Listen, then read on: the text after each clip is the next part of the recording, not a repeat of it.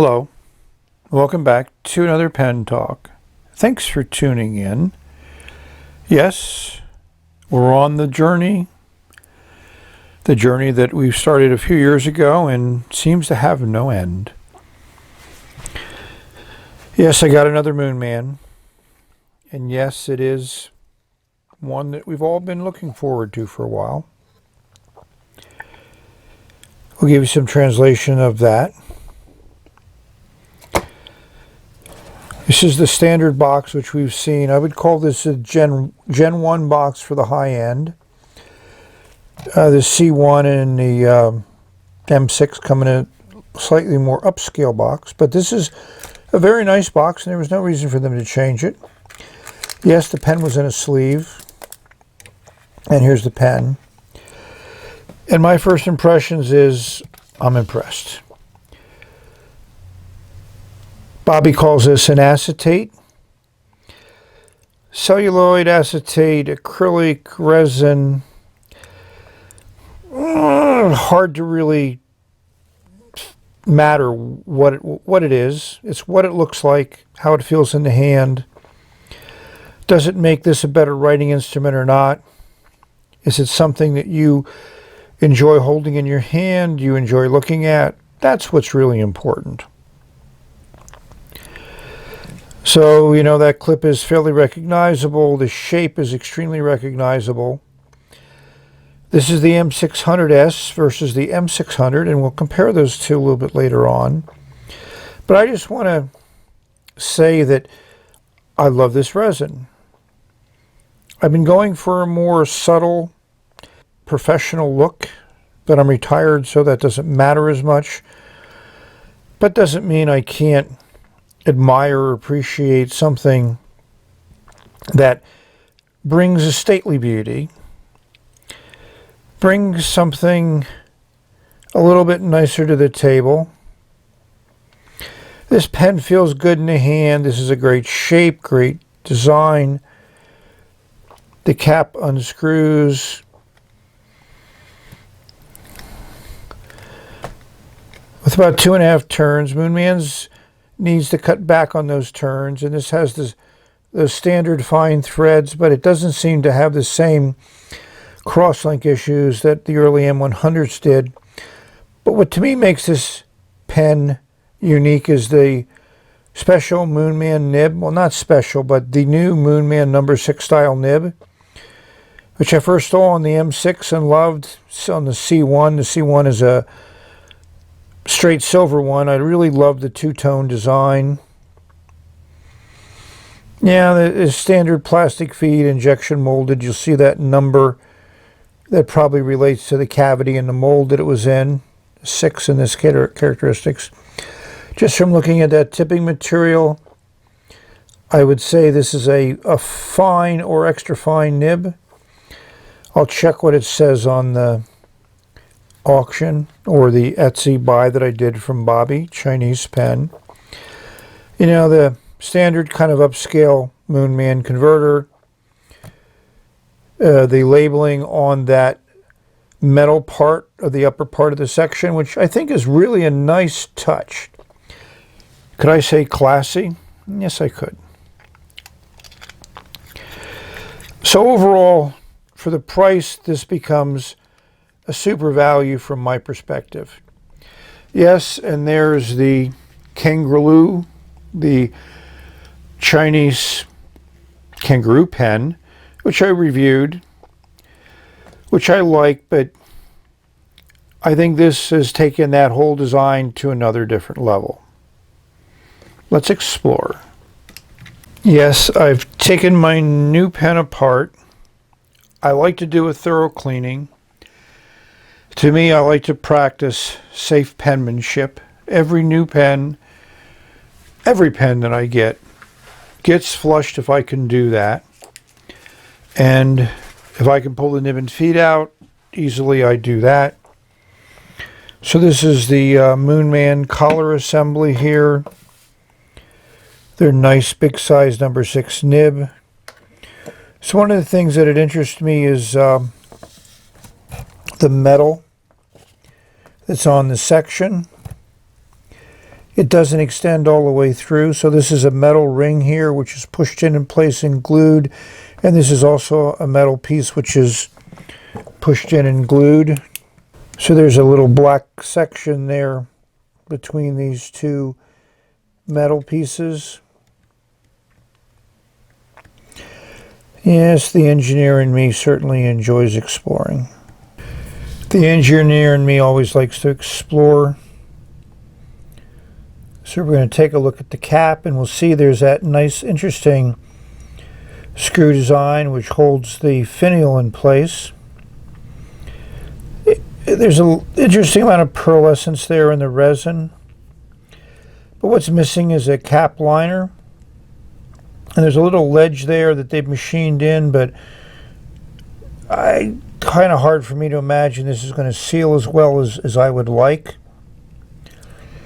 And if we place the LED through the resin, we'll see that it's fairly translucent, very much of an amber, kind of a classic tortoise shell.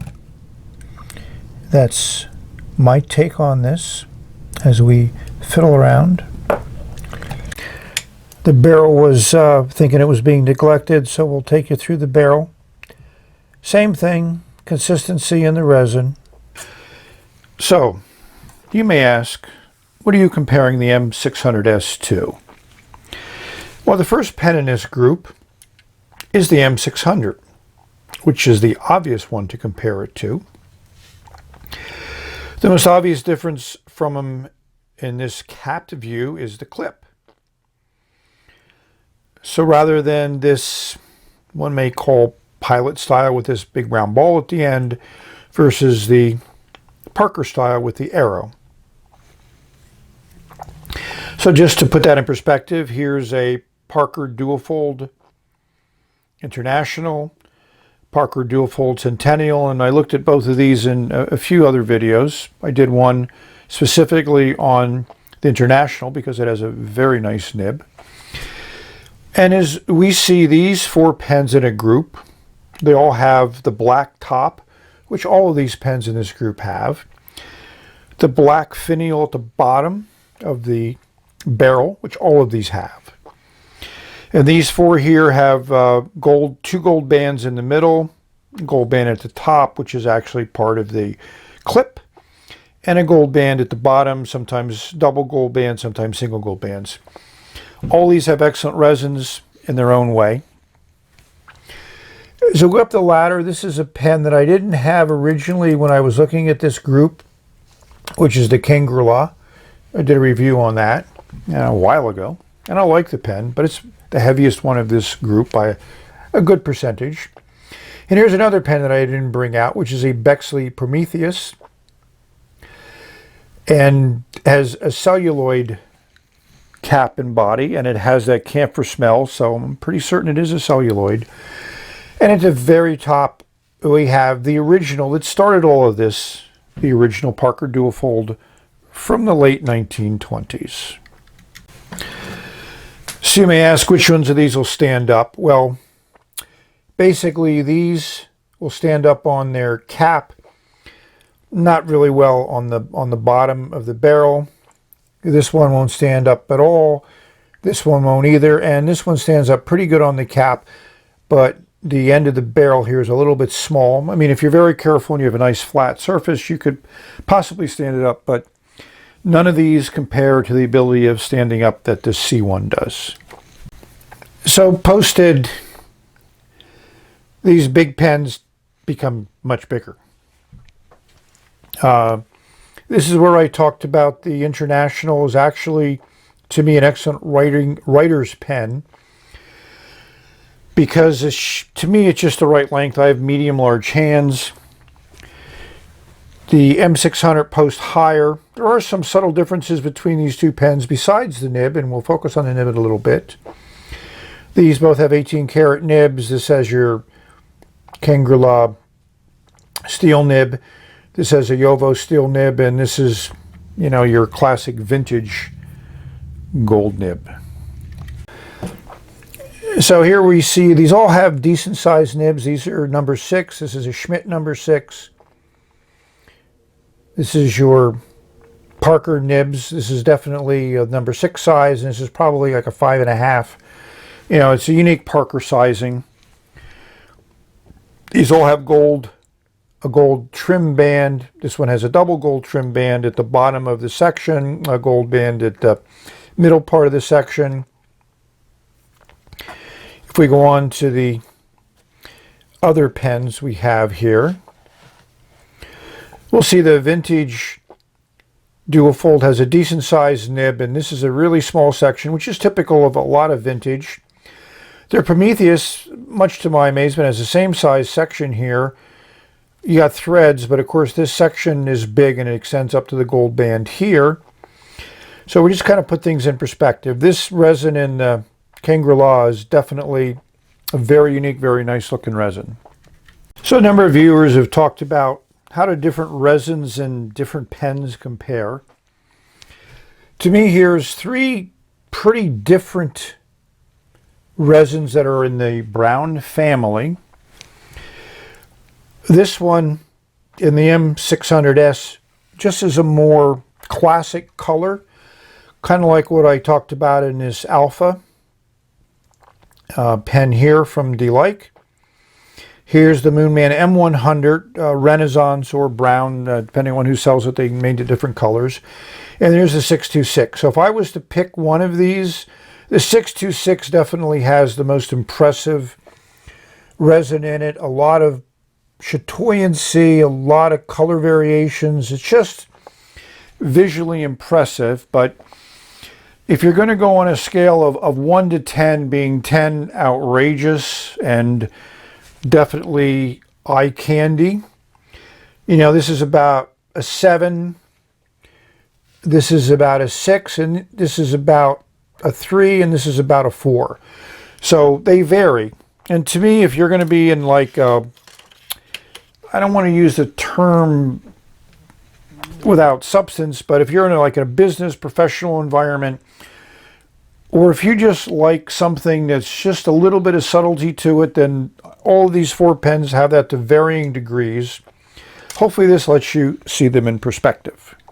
So the obvious comparison is the M600, which came out first a few months ago, and the M600S.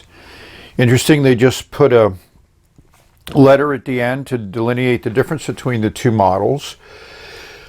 I think this checkerboard resin is phenomenal.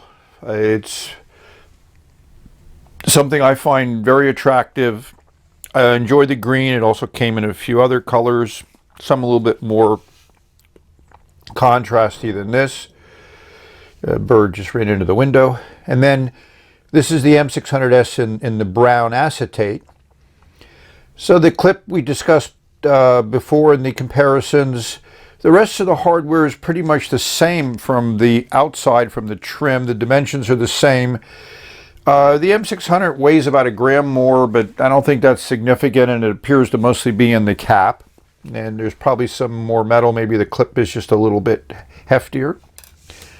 But the real difference, I think, is in the nib. So the section's pretty much the same. This has a Schmidt nib in it, and this has the Moonman nib. The Moonman nib is actually a little wider. So this is like a medium fine, and this is like a fine extra fine. The Schmidt nib took me a little bit of time to get used to it, maybe to break it in or for me to learn how to use it. But now I enjoy writing with it, but it's definitely a fine line. And I think the Moonman nib, from my enjoyment of a nib, is a more enjoyable nib. So why is this pen cost more than twice as much as this pen? So this is like 25, this is like 55 to 60. The resin probably is the major contributing factor, and the nib. So my guess is that the Schmidt nib cost them a lot more money than the Moonman branded nib, which they might make in-house or they might source out to a job shop. But all in all, you know, you would say, well, let's switch the nibs. Well, you can't do that easily because the nib assemblies are different between the two. This is a Schmidt nib assembly and this is a Moonman nib assembly. So they're not going to just interchange that way. You could pull the nibs and swap them that way, but to me, I'll keep them as is. I think each of these nibs have their own appeal, and I enjoy both of them. If I could only own one and price didn't matter, I'd obviously go for the M600 because of the unique resins in it. But if cost was a factor and I was more concerned with the writing, ergonomics or whatever, I would go with the M600S. Here's some close-ups of the writing, and I think you can see that the M600S nib is definitely a little wider than the M600. So the Moonman nib is, like I say, fine medium, and the Schmidt is more fine to extra fine. Both of them are enjoyable. Both of them lay down a nice amount of ink.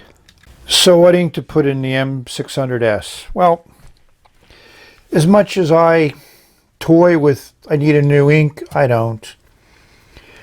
So this is an interesting ink I picked up when Paupières Plumées came out a couple years ago. I bought a number of bottles from them. This is before the wax went on the top. So I just thought I wanted to do this ink again. So this was written with the M600S on the top. You know, there's your Q-tip swab, and there's your lump of ink. Sometimes I think there's a little bit of sheen in it, but I'm not really certain. What I found very interesting was the chromatography. There's a lot of yellow in this. Some pink. No real water resistance because that original line is pretty much obliterated. And there's a very fine, it's very difficult to see, at the very top above that yellow is another kind of lighter pink line. So this is yellow and pink. Don't really get brown out of this, but obviously as you can see in the writing example, what it looks like nib to paper. So we're ready to write. The real test is putting ink on paper. Over 2 turns, close to 2.5, so that's quite a bit. As we expect, the pen fits fairly nicely in the hand. It's not heavy. It's about 18, 19 grams uncapped. The cap is a little over 10 grams, so it's in that nice sweet spot for weight. You don't notice the weight at all. For those of you that want to post, as we saw from the comparison, it does post okay, and it really doesn't change the balance. You feel that cap there, but if that's what you wanted to do, you can certainly write with it, but I choose to write with it unposted.